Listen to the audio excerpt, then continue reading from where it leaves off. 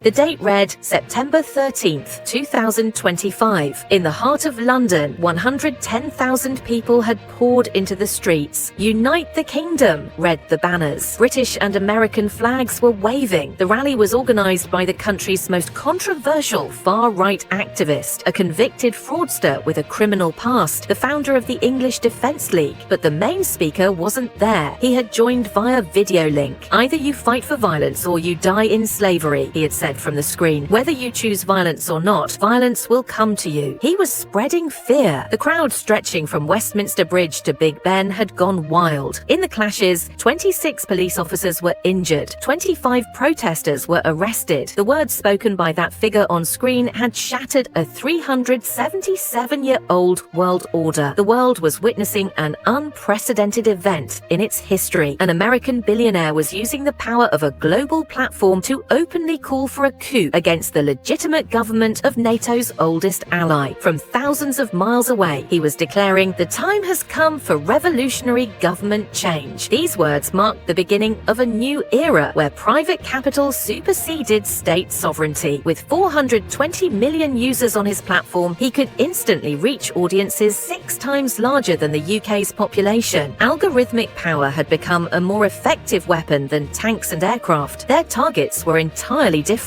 The same force that had secured Trump's victory in the 2024 US presidential election had now turned its attention across the Atlantic. Britain's streets had become the new battleground in the tech oligarchy's war against democracies. Calls to support Tommy Robinson and the EDL's hate speech had driven thousands into the streets. Crowds chanting anti-refugee slogans wanted chaos, not democratic government. For years, peoples had criticized election interference. Now they were witnessing an American do the same thing to Britain. Every American should ask this question. If Britain's government could be destabilized, what was stopping them from targeting any democracy that opposed them, including domestic opposition in the US? This wasn't coincidence. It was systematic strategy, ex-platform ownership, unlimited financial resources, and direct access to governments. This triple combination created a new threat. Contemporary democracies had never encountered such power. Meta, Google, Amazon, Apple, the entire tech oligarchy possessed the same capabilities. America had always supported democracy abroad through official channels, diplomacy, aid programs, international institutions, but now operations were being conducted outside all democratic oversight. There was no congressional approval, no State Department coordination, no accountability to American voters. Private platform power was being used to conduct their own foreign policy. The big tech cartel had achieved the power to control over 200 countries. Mark Zuckerberg's Meta had 3 billion users. Google processed 8.5 billion search queries daily. Amazon controlled 40% of global e-commerce. As these American companies operated globally, their actions also affected America's image. Since the Peace of Westphalia, interference in sovereign states' internal affairs had been international law's fundamental prohibition. However, the digital age had rendered these rules obsolete. Borderless platforms had risen above democratic will in the hands of unelected oligarchs. Traditional diplomacy, intelligence services, and military power now took second place. Real power lay in algorithmic control. Never in history had a single person been able to conduct political manipulation across such a vast geography. Roman emperors had ruled over limited territories. Colonial powers had required physical control. Now, with just algorithmic changes, millions of minds could be shaped. Space was controlled through SpaceX, the energy sector dominated through Tesla, brain-computer research directed through Neuralink. There was monopoly position in every field. But the most dangerous weapon was the X platform. This analysis will reveal the tech oligarchy's global coup map. Everything from the success in the US to calls for regime change in Britain, from systematic operations in 18 countries to future targets, will be examined in depth. Were the events in London a one-time occurrence or part of a global secret plan? How could an algorithmic change destabilize a country? This analysis will show how tech giants had begun controlling countries and what this means for the world. The 2024 election witnessed technology's seizure of politics. It showed exactly what happened when a tech billionaire decided to pick sides.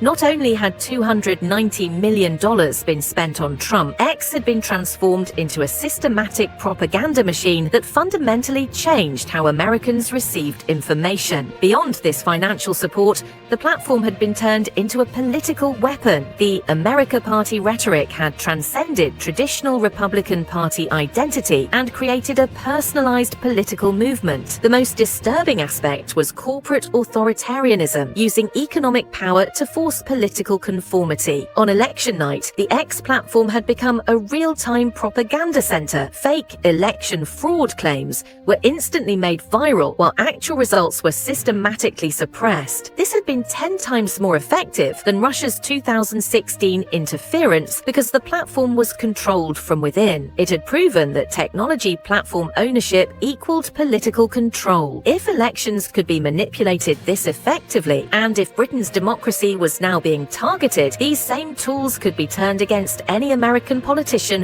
who opposed them. The playbook that had worked in America was now being exported, starting with the closest ally. The events in Britain should terrify every American who values democratic institutions. Following the tragic stabbing attack in Southport on July 29, 2024, that killed 3 children, a systematic disinformation campaign had been launched that nearly triggered civil war in the oldest ally. The lie that the attacker was a Muslim refugee named Ali Al-Shakati had gone viral. In reality, the attacker was a British citizen born in Cardiff. Posts from the personal account had enabled this lie to reach millions. This wasn't free speech. It was weaponized disinformation designed to destabilize a democratic ally. An American billionaire had used his platform to spread ethnic hatred in Britain, directly targeting immigrant communities with false information. That same night, anti-immigrant violence erupted in 13 British cities. Liverpool, Birmingham, Leeds, Hull. Coordinated attacks occurred simultaneously. The strategy became truly sinister here. Britain's historical child abuse gang scandals. Real child abuse cases in Rotherham, Rochdale and Telford between 1997 and 2013 had been weaponized and turned into political ammunition against the current government. The lie that Starmer protected child abusers had been systematically spread. Algorithm manipulation had been used to keep abuse-related content viral, while directly linking it to conspiracy theories about the current Prime Minister. It deliberately compared British democracy to totalitarian regimes. This wasn't random trolling. It was a coordinated campaign using the same bot networks and manipulation techniques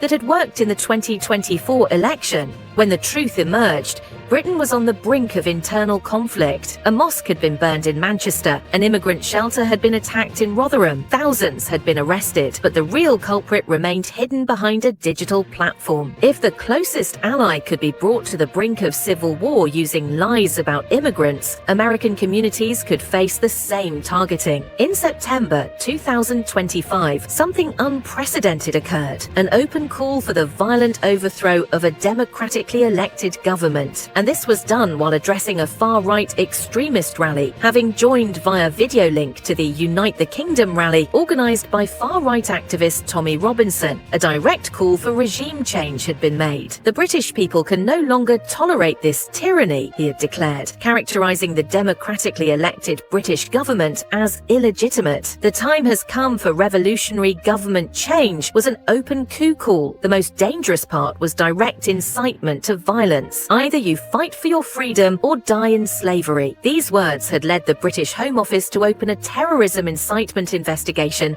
against an American citizen. The meaning for American foreign policy was horrifying. The State Department was working to maintain the special relationship with Britain, while a private American citizen was calling for their government's overthrow. The rally openly embraced Christian nationalist themes. Jesus is King chants and Save Christian Europe calls formed the event's core message. The global strategy was this: weaponizing religious identity politics for political mobilization. This Christian nationalist messaging was already spreading in American domestic politics. The same rhetoric used to destabilize Europe was being re-imported to target American institutions. After the rally, #RevolutionNow had trended on Twitter, with followers posting, "When do we march on Westminster?" An American billionaire was actively supporting groups calling for marches on the British Parliament. The speech had triggered X's algorithm into maximum amplification mode. mode, while the platform suppressed all pro-government content. Most revealing were the economic threats against the British government. We will reconsider Tesla investments. We could halt Starlink services. This revealed how companies were being weaponized for political coercion. It had now been proven that an American citizen could call for the violent overthrow of foreign democracies with impunity. If the British Parliament could be targeted today, what prevented the US Capitol from being targeted tomorrow? This wasn't just rogue behavior, it was the emergence of American tech oligarchy as a global superpower operating independently of US democratic institutions. The Britain operation was part of a systematic campaign across 18 countries. The Putin parallel should frighten Americans. The strategy reflected Vladimir Putin's hybrid warfare doctrine. Putin's model, military force plus cyber operations plus disinformation. The new model, platform control plus algorithmic manipulation plus economic coercion, both targeted liberal democracies and eroded institutional trust. The difference was critical. Putin operated from outside the system. This power operated from within American institutional strength. When Putin interfered in 2016, this had been characterized as an attack on democracy. When the same thing was done bigger and more effectively, it was called free speech. In Germany, the AfD was being supported through systematic algorithmic amplification. In Italy, direct cooperation with Giorgia Meloni was building political alliances. In Argentina, Javier Milei's libertarian revolution had been systematically supported on X. The ideological framework had been laid out in early 2025. Government is fundamentally unfixable, expressing complete distrust in democratic institutions. The manifesto followed. The West's actions are indistinguishable from suicide. The analysis was this: open borders means inviting invaders in. Birth rates are not at replacement level. This was the Great Replacement theory driving American white nationalist movements. Most revealing, the native cultures of Britain or France or Germany are potentially being taken over. This rhetoric directly supported far-right movements across Europe and America. This should be a wake-up call. It wasn't just foreign intervention. European far-right ideology was being imported back to America. Global operations served to normalize extremist politics, targeting democratic institutions. The weaponization of American corporate power for anti-democratic purposes was particularly dangerous. Tesla, SpaceX, Starlink, Neuralink, these represented American technological supremacy. But instead of advancing American values, they were being used to undermine democracy worldwide. When Starlink access was threatened or algorithms were manipulated against European governments, American foreign policy was being conducted without democratic oversight. Companies were being turned against the alliance system. This global operation was a dress rehearsal. Techniques perfected abroad would return home with greater force. If European democracies could be destabilized, American institutions would not be immune forever. The question was no longer whether foreign governments could be destabilized.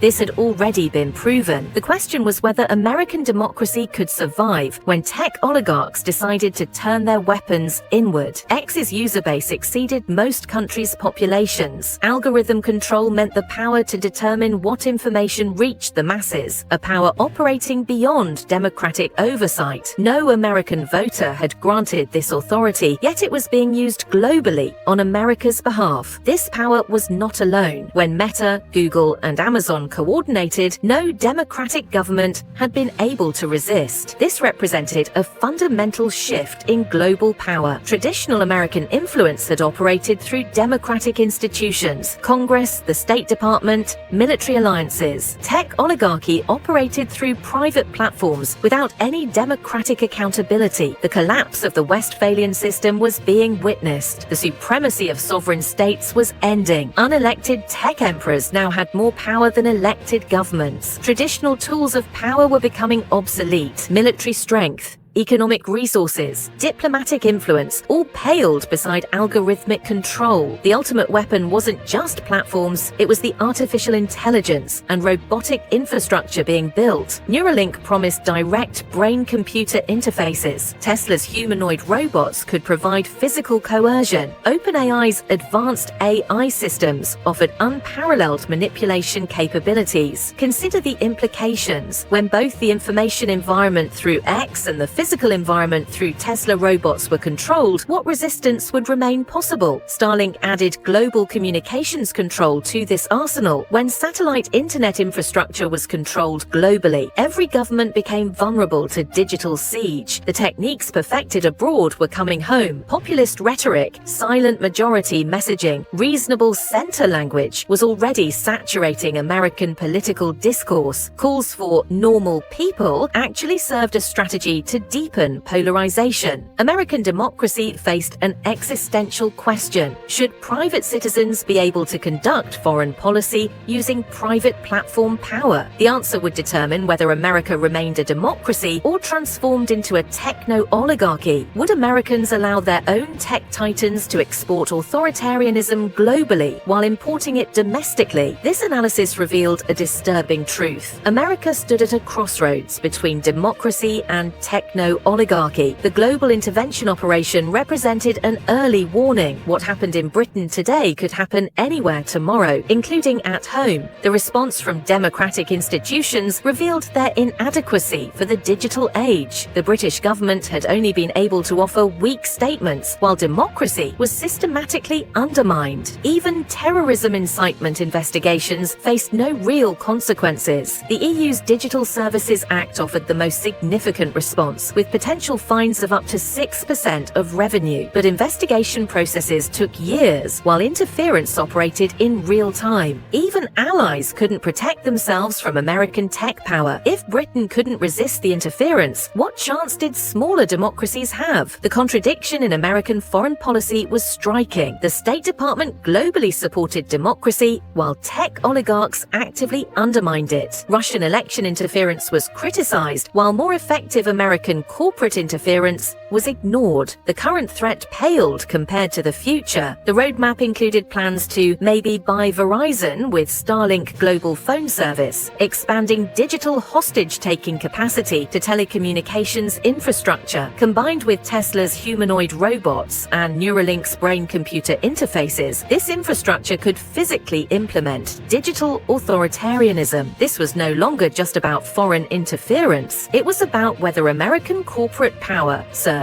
democratic values or oligarchic control. The same question that defined previous generations had been encountered. Would democracy be defended against authoritarian threats? The difference? This time the threat came from within, wearing the mask of American innovation. The model's effectiveness had been proven. Other tech billionaires were taking notes. If they coordinated, no democratic government, including America's, could resist. The fundamental question remained: were Americans ready to limit corporate power to protect democratic values? The answer would determine whether children inherited democracy or digital feudalism. This wasn't just a technical matter, it was the future of democratic civilization. The Britain intervention was a preview of what unchecked tech power looked like globally. The pattern was clear. Today's foreign interference became tomorrow's domestic oppression. Tech oligarchy didn't announce itself with tanks. It came through algorithms and platforms, marketed as innovation and free speech. By the time the threat was recognized, the infrastructure of digital authoritarianism had already been built. American democracy had survived many threats. Now the question was, could it survive American tech power? The answer lay not in Silicon Valley boardrooms, but in whether American citizens would demand democratic accountability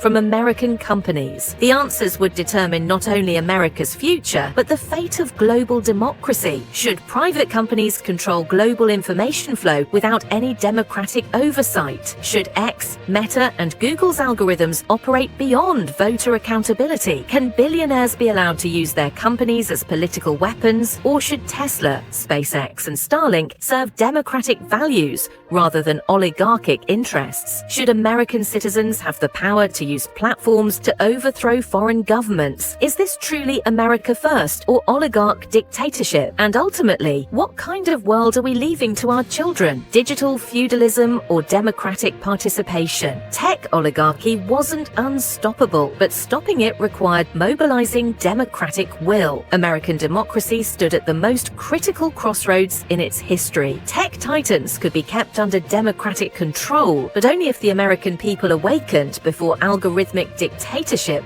was fully established. This wasn't just a political choice, it was a civilization choice. The test had been passed in Britain. Which democracy was next? America was at decision time.